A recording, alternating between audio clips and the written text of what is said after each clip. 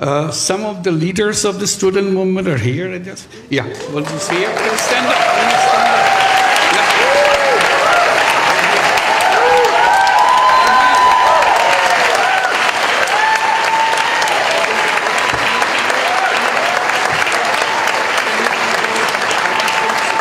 It's amazing the way they speak.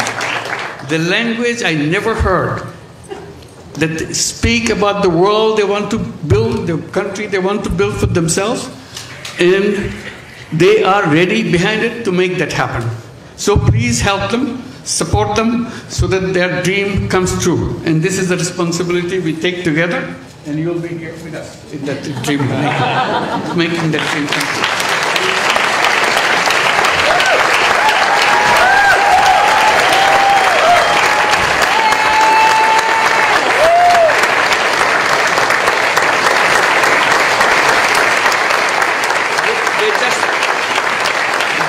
Look like any other young person. You will not recognize it. But when you see them in action, when you hear them speak, you'll be shaking. They shook the whole country by their speeches, by their dedication, their commitment. They said, you can kill us anytime you want, but we are not giving up. And he is known as to be the brain behind the whole revolution. So he denies it repeatedly. He said, not me, many others. But that's how he is recognized, that he's the brain behind the whole thing. It's an amazing, meticulously designed thing. It's not just suddenly came, it's not like that. Very well designed. Even the leadership pattern, people don't know who the leaders. So you can't catch one and say, okay, it's over. It's not over. So it's completely diverse. When they speak, the language is something it inspires any young person anywhere, any person anywhere in the world. These are the guys. Let's give them a big applause. So this is the Bangladesh.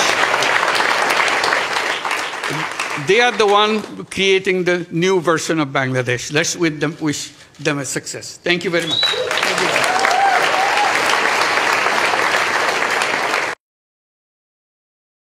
Please welcome the new leader, by popular demand of the youngest citizens of Bangladesh, Muhammad Yunus.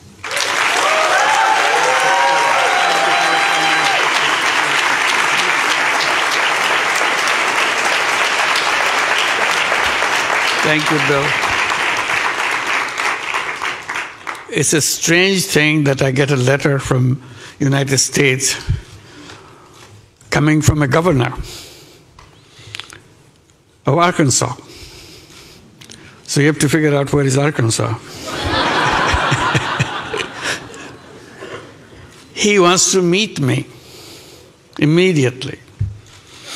So I don't know how immediately that was. I said, next time I'm coming to United States for this visit, this program. So when I come, I'll definitely come and see you. He said, it's very urgent. I said, well, I'll see how quickly I can come. I couldn't come early. I came for the meeting. And that was the beginning of our contact. And he tried to understand, what is this Grameen Bank that people talk about? So I explained. And both he and Hillary sitting there in the hotel room where I was invited to talk. And after listening, we need it. He says, we need it. How quickly we can get it in Arkansas. So that was the beginning of the whole story. So I visited in the same trip, Arkansas. He organized everything to go look at. That's amazing scene that I've seen in the rural areas of Arkansas. People sitting around, shops closed down because the economy was in a total disaster. So the people who were accompanying me to show me around, can they do something? I said, of course, they are the one who will do something. They couldn't believe that these people can do something. So that was the beginning. Bill said, yes, we're going to do that. I explained how this works. And a Grameen program was set up. Hillary was put in charge. He was the governor and wanted to get it done. And this is the beginning of it. But I didn't realize what he is doing is so important to him.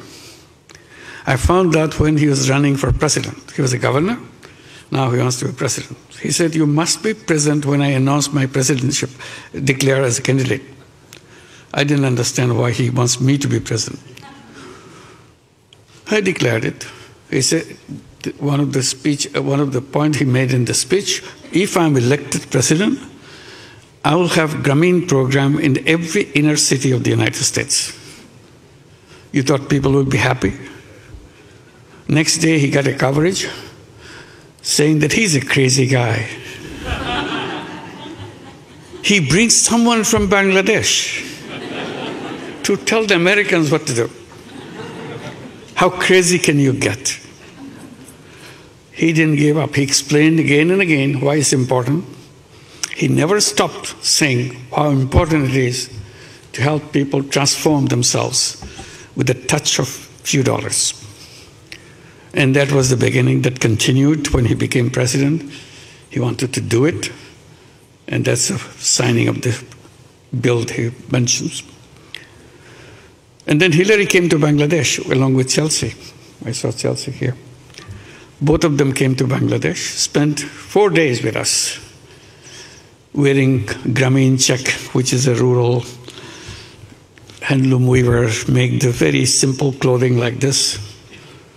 And all 4 days they were wearing clothes which was made by the weavers in the villages and designed by a local young person. And everybody said, what's she wearing this? How did you do that? Who designed it? So I was not prepared to answer all those questions. I don't know why they asked. But they were so curious that the First Lady of the United States wearing this dress made from a very simple fabric done by the rural weavers. So tremendous respect that it showed to people who just do things with their own fingers, with their own hands, and for tradition of a long, many years. And then Bill Clinton comes after this visit, and first thing he said, I couldn't take it anymore in our breakfast table. All they talk about is Bangladesh, Bangladesh, Bangladesh. So I don't know what they're talking about. So I said, now I go there, and I'll be talking Bangladesh, Bangladesh, so that it becomes even. So that's the kind of intensity he felt about the people who need the support and so on. And that didn't disappear in Arkansas. When he became president, it slowed down, but it appeared in Chicago. Became a program in Chicago. And now it came in a big way, Grameen America. Grameen America started right here in New York City, in Jackson Heights. It's a tiny little program. And then it started spreading. Now Grameen America has 35 branches all over the United States. Every major city has a Grameen Bank branch. And today, nearly 200,000 borrowers, all 100% women in all these inner cities, which is his dream, and take $1.5 billion a year. We reached at the level, now we lend out $1.5 billion a year with perfect repayment record. No collateral, nothing. And they are giving the projection. So in the next 10 years, we'll be reaching a level with $4 billion a year kind of loan duration. It's an amazing story, what he began. And the time he began, we became a bank, formal bank, got a license in 1983. It's a tiny little thing at that time. Bill invited me in 1986. Can you imagine?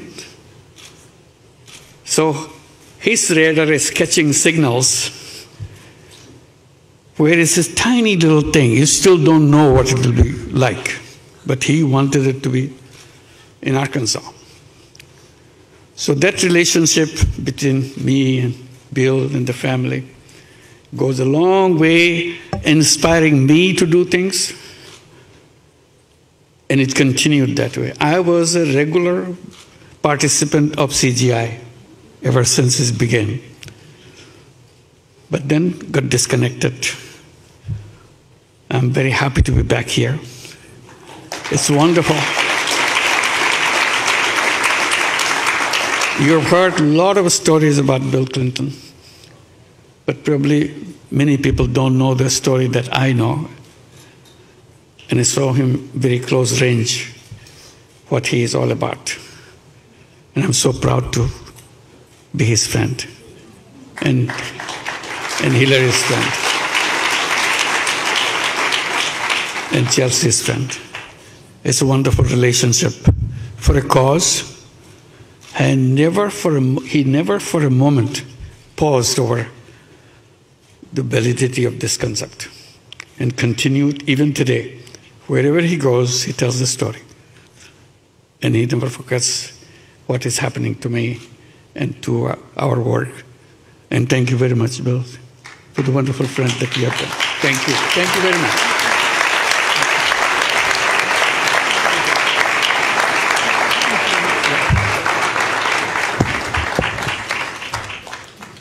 Well, you're the only old guy I know who was ever drafted for his eminent position by the young people of his country. And that's because he has succeeded in doing what we all must do. We all have to stay in the future business. Yeah, absolutely.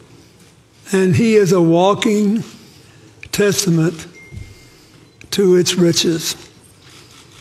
I'm very, very proud of you, very grateful for you. And I think all of us should wish Bangladesh well and do what we can to support them. Somebody has to fund the first loans, you know, then the rest get repaid. Thank you. Thank you, and God bless you. Thank you. Let me just add a little bit on the Bangladesh situation now. It's quickly. Because these are the young people that I've always been talking about, that the young people are the ones who should be leading the way, because all are kind of getting old-fashioned. So how to make things in the eyes of the young people and create the new life, create the new world for themselves. While I'm speaking on that theme, I didn't realize what will happen in Bangladesh. Suddenly all the young people of Bangladesh got together and said, enough is enough. We are not going to tolerate it anymore. And they didn't. They sacrificed themselves in front of the bullets fired by Bangladeshi government and sacrificed their lives. Yeah, I just saw some video going on. So they just stood there, said, how many of us you can kill? We are here, kill us. But we are going to change the world, change Bangladesh. And that is the promise they made, that they want to create a new Bangladesh, Bangladesh next version, with the youth version. So this is the commitment they made and invited me after the previous government left the country.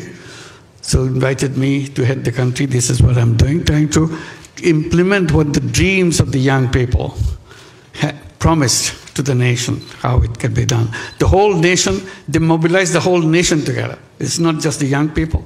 Every single person in Bangladesh support this cause. And I'm very happy at the support in the people of the United States to make that happen. And the sky's the limit. They want to make this Bangladesh called New Bangladesh. They said we put the reset button, old is gone. So now you build a new Bangladesh on top of it. The images of our dreams. And this is a Bangladesh of the dreams they will make. Some of the leaders of the student movement are here, I guess. Yeah, will you see it? Stand up. Stand up. Yeah.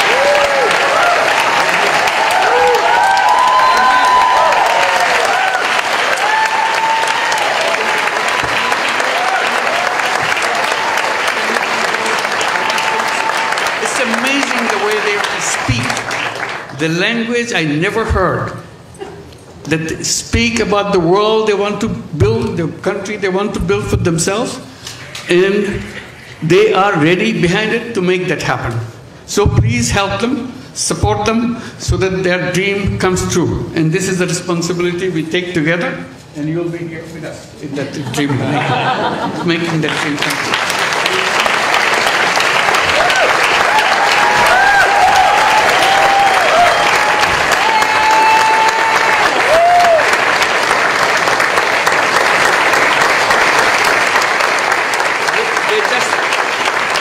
They just look like any other young person.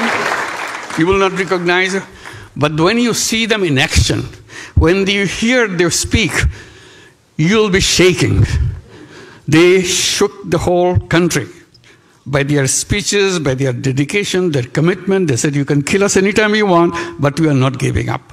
And he is known as to be the brain behind the whole revolution.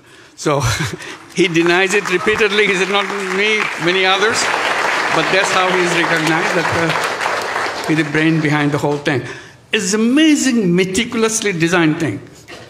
It's not just suddenly came, it's not like that. Very well designed. Even the leadership pattern, people don't know who the leaders. So you can't catch one and say, okay, it's over. It's not over. So it's completely diverse. When they speak, the language is something inspire any young person anywhere, any person anywhere in the world. These are the guys. Let's give them a big applause. So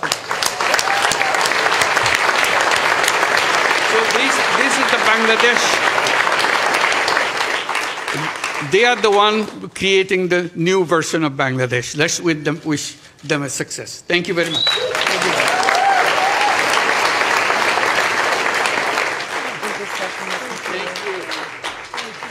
I wish we had time to talk to you.